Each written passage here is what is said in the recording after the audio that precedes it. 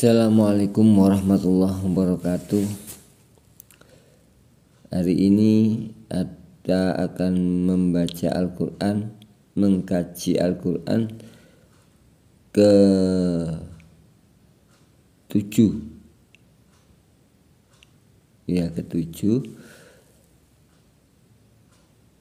pada ayat 41 surat Al-Baqarah. Bismillahirrahmanirrahim. Wa aminu, dan berimanlah kamu semua atau kita, bima anzaltu, dengan barang yang kami turunkan, yaitu Al-Quran. Musaddiqon, sebab Al-Quran itu menjadi kebenaran lima ma'akum, kepada apa-apa yang ada pada dirimu. Wala takunu awalam kafirin bi, dan janganlah kamu jadi orang-orang kafir. Artinya janganlah kita itu menjadi orang-orang yang menentang kebenaran. Wala tastaru bi ayati, dan janganlah kamu memperdagangkan ayat-ayatku, ayat-ayat Allah Subhanahu wa ta'ala, sama nang kolila, dengan harga dunia. Kenapa? Karena wa iyaya fattakun, hanya kepada Allah lah seharusnya kita ini bertakwa. Jadi artinya jangan kita buat ayat-ayat Allah ini sebagai perdagangan. Artinya jangan buat kebenaran-kebenaran ini kita jadikan perdagangan, tapi jadikanlah setiap hidup kita ini hanya semata-mata karena takwa kepada Allah Subhanahu wa ta'ala, karena tunduk dan menjalankan perintah Allah, karena hanya mengabdi, merasakan, menjalankan perintah Allah. Harusnya seperti itu. Wa iyaya fattakuni, kata Allah, dan harusnya hanya kepada kulah kamu tunduk atau bertakwa.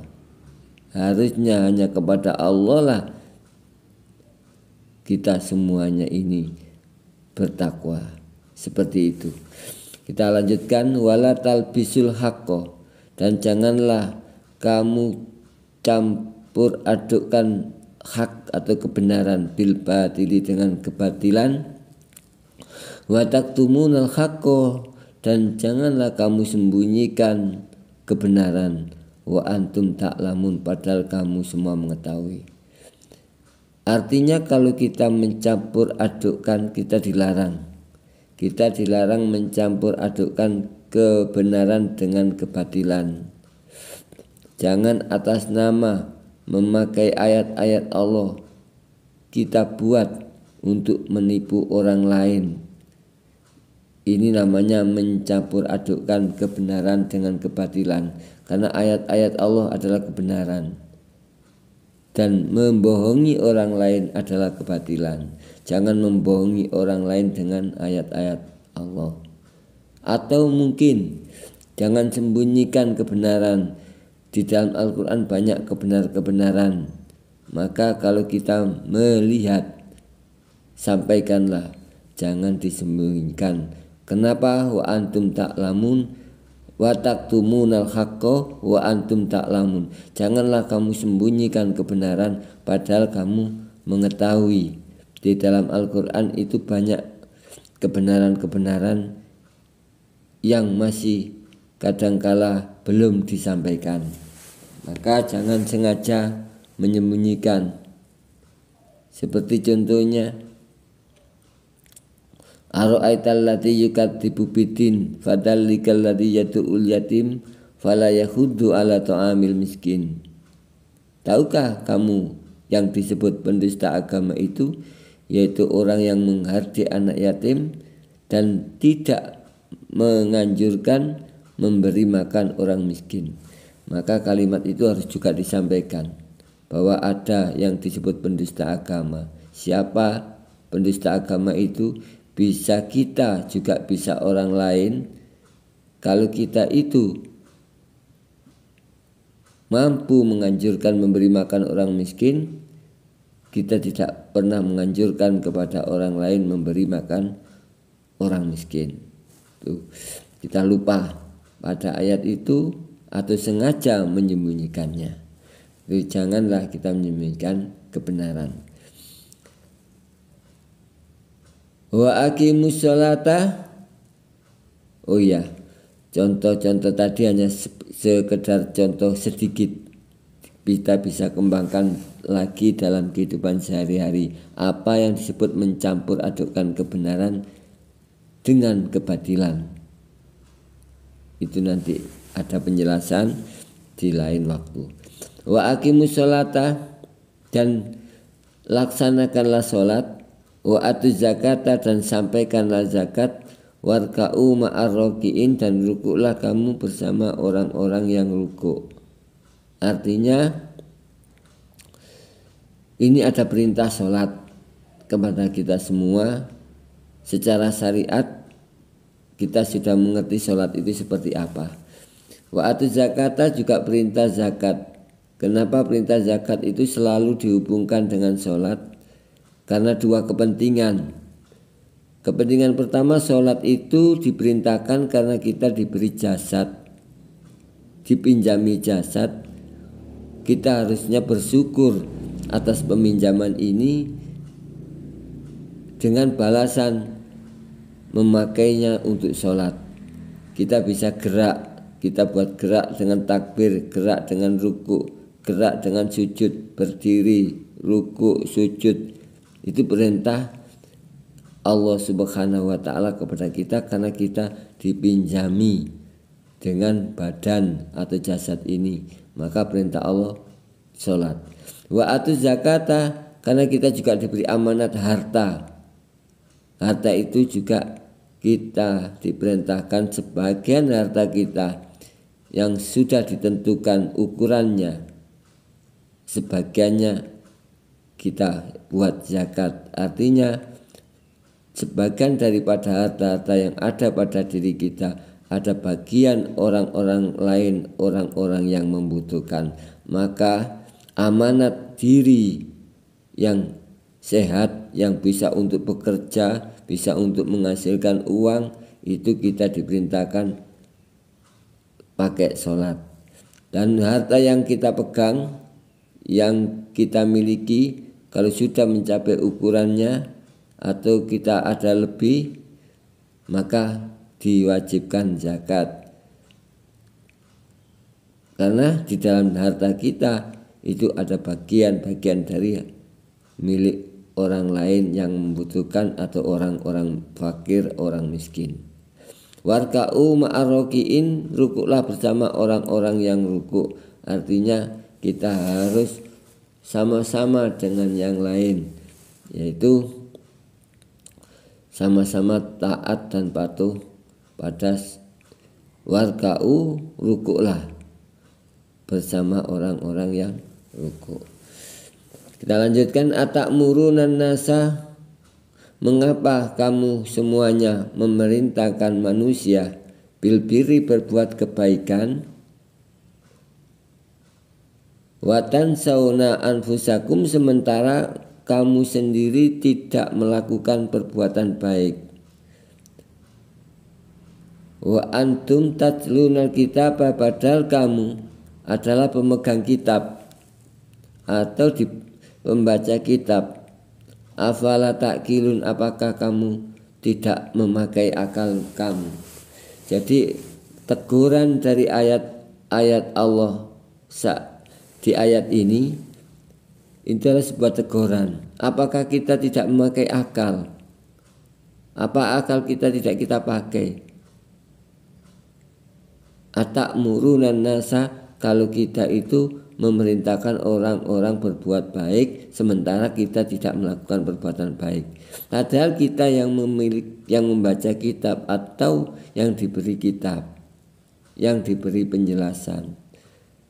Itu teguran. Jadi siapapun yang memerintahkan orang lain berbuat baik tapi memanfaatkan orang lain, dirinya sendiri tidak mau berbuat baik atau tidak melakukan perbuatan baik, itu maka dia sedang tidak memakai akalnya.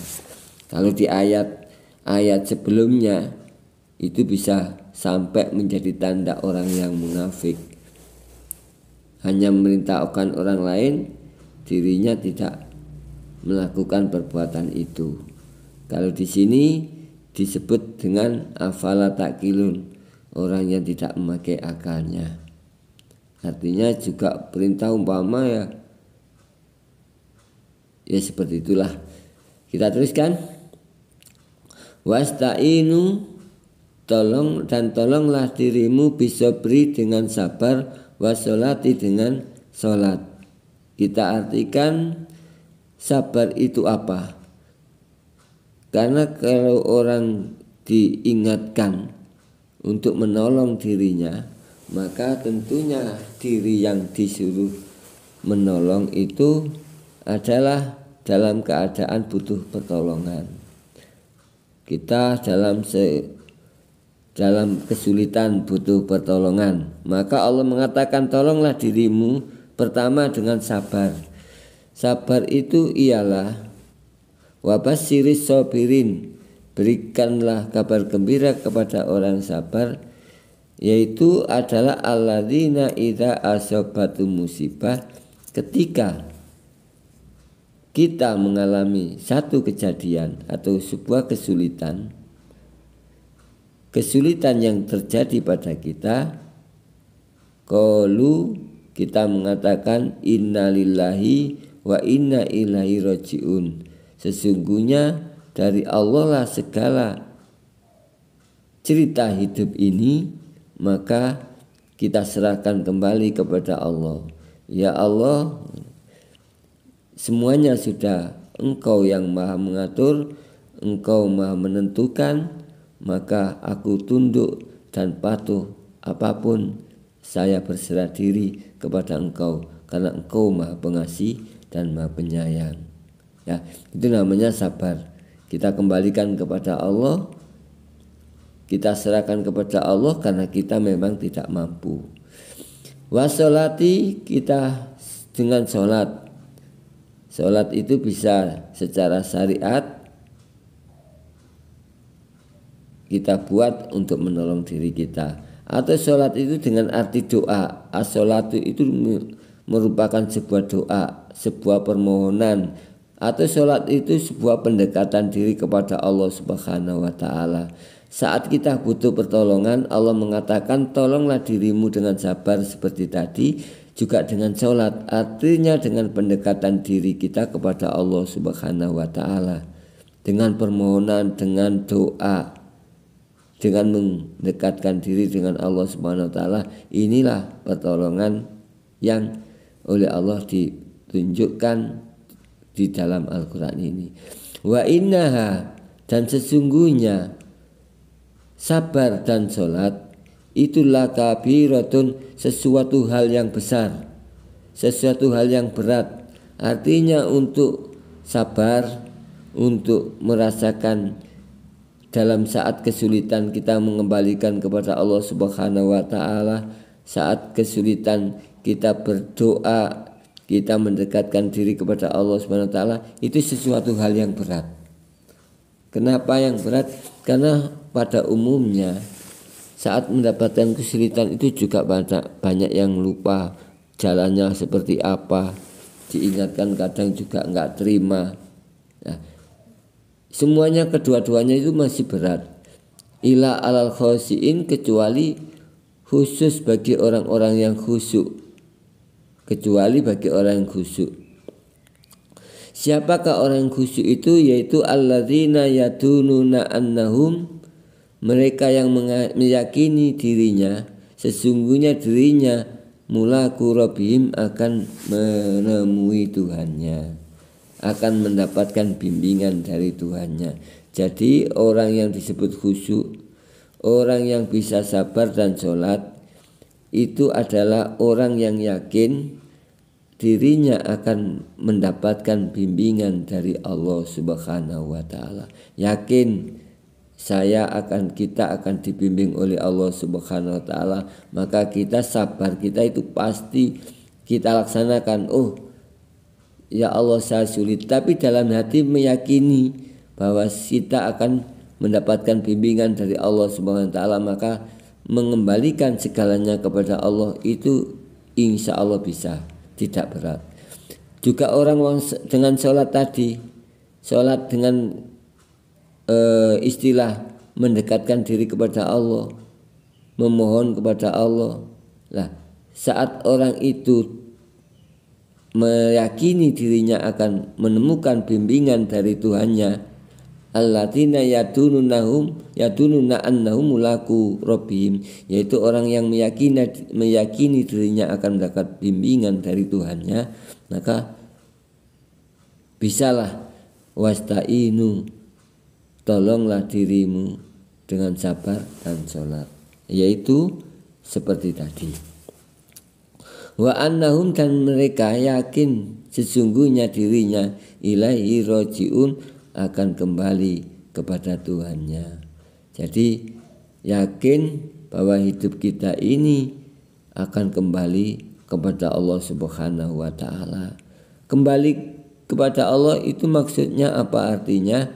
Maka di satu saat kita kembali, kita akan ketemu Allah Subhanahu wa taala dalam keadaan apa?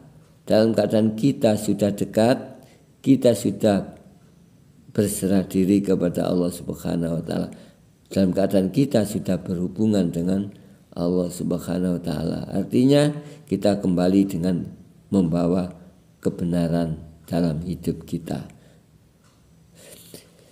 Kita lanjutkan, ya Bani Israil, hai Bani Israel, seperti kemarin-kemarin. Artinya Bani Israel, Bani itu kaum bisa, anak Adam bisa, kelompok bisa, Bani. Israila adalah perjalanan menuju Tuhannya. Jadi bisa kelompok atau kaum yang mereka sedang berjalan menuju Tuhannya. Kalau di dalam Al-Quran bisa fafiru ilallah, maka kembalilah kita semuanya untuk mengabdikan diri kepada Allah atau berjalan menuju Allah Subhanahu wa ta'ala. Jadi ya Bani Israil, hai Bani Israel, kita artikan hai kaum-kaum Israel yang berjalan menuju kebenaran, yang berjalan di dalam kebenaran, yang berjalan dalam hidupnya di kebenaran. Udkur, ingatlah nikmatiyallati, nikmat-nikmat yang aku berikan, an'amtu alaikum, yang nikmat yang aku udkur, ingatlah nikmatiyallati, nikmat-nikmat dariku, an'amtu alaikum, nikmat-nikmat yang aku berikan kepadamu. Jadi pengingat kepada orang-orang yang menuju Tuhannya, langkah-langkah kita dalam sebuah kebenaran, awalnya kita bisa berjalan di muka bumi ini atau melaksanakan kehidupan ini dengan atas nama berjalan di kebenaran, yaitu mengingat nikmat-nikmat Allah. Kita bisa berjalan karena Allah memberi kekuatan kepada kita. Adanya kekuatan Allah pada kita, maka kita bisa berjalan. Kalau tidak ada, maka banyak contoh-contoh orang-orang yang lumpuh hanya di atas ranjang, itu tidak ada kekuatan berjalan. Maka orang-orang yang jiwanya mengingat kepada Allah atas kebenaran, yang atas kekuatan yang ada pada dirinya, maka itu namanya mengingat nikmat Allah.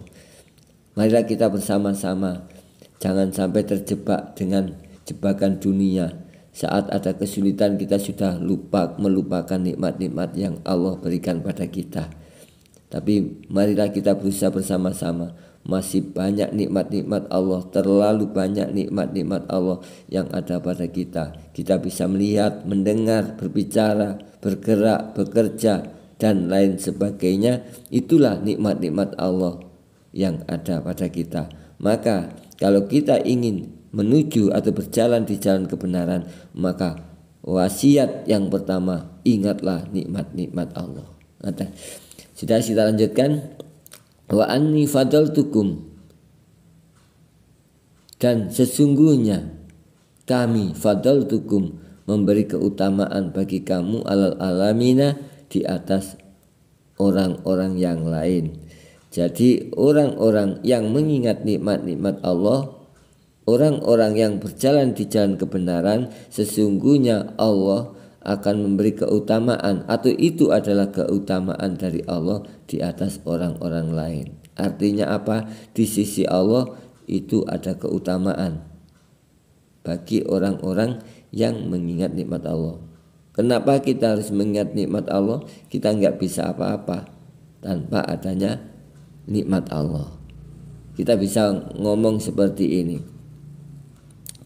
Sebenarnya kita tidak punya apa-apa dan tidak bisa apa-apa. Hanya karena rahmat dan kasih sayang Allah lah kita bisa punya apa-apa dan kita bisa mendapat apa-apa. Contoh, saya bekerja, akhirnya dapat uang. Sebab saya bekerja dapat uang. Tapi sebenarnya, hakikatnya, kalau kekuatan kita tidak ada, kita lumpuh, maka kita tidak akan bisa bekerja, juga tidak bisa dapat uang. Akhirnya apa? Uang yang kita dapatkan bukanlah hanya karena jerih payah kita, karena hanya ada kasih sayang Allah atau kekuatan Allah yang diberikan kepada kita. Maka bersyukur kepada Allah, maka saat itulah akan disebut wajib. Maka yang lupa akan adanya Allah, maka lupa akan kewajibannya bersyukur. Lupa akan kewajibannya bersyukur, maka Allah memperingatkan, la in sakartum la in sakartum la azidannakum wa la in kafartum inna adzabil lasyadid. Siapapun dari kita yang mensyukuri apa yang diberikan kepada Allah, nikmat-nikmat Allah kepada kita, Allah berjanji akan menambah nikmat-nikmatnya. Akhirnya menambah nikmat-nikmatnya, kita ditambahi apa? Ditambahi lagi. Kita bisa melihat terus, kita ditambahi bisa melihat.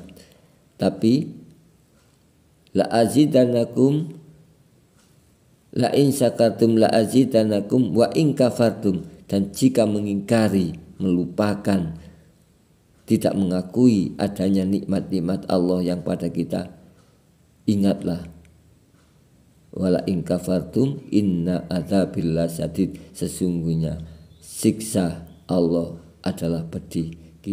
Kita akan mendapatkan hukuman karena kita angkuh, tidak menyadari, tidak bisa bersyukur, tidak bisa berterima kasih akan adanya nikmat-nikmatnya Allah yang ada pada diri kita. Kita lanjutkan.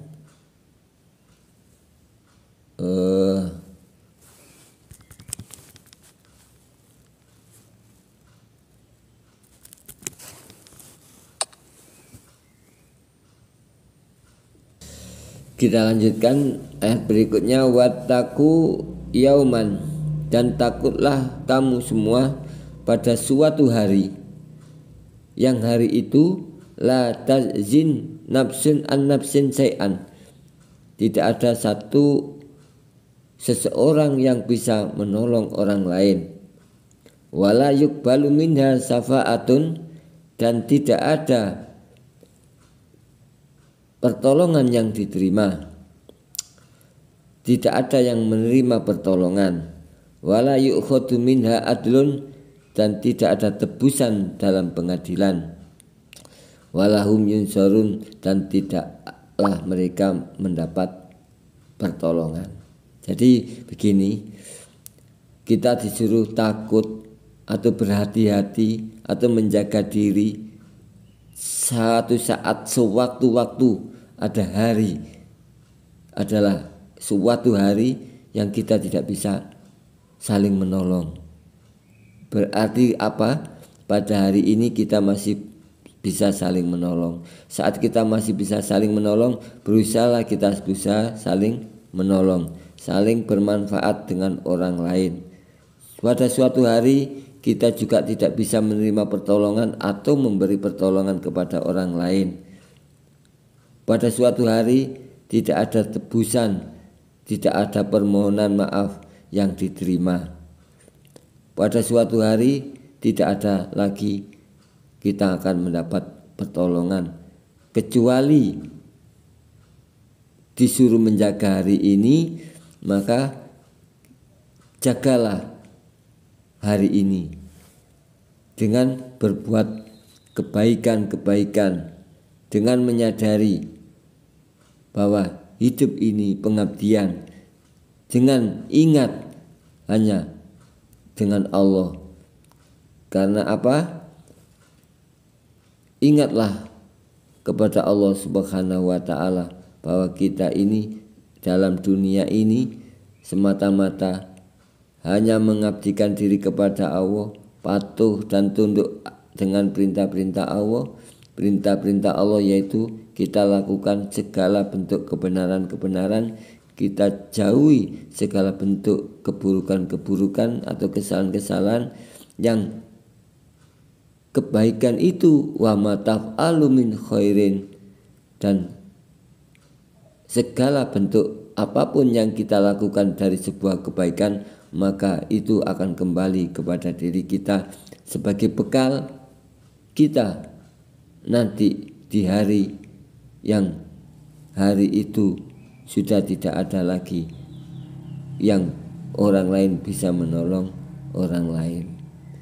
Disinilah sementara yang kita bisa sampaikan dalam kajian Al-Quran ini. Mudah-mudahan segala kesalahan dan kurangan kita mendapatkan maaf, dan kita mendapatkan juga dari kajian ini sedikit satu kata dua kata. Mudah-mudahan kita senantiasa dibarengi petunjuk hidayah Allah Subhanahu wa ta'ala. Terima kasih. Mohon semuanya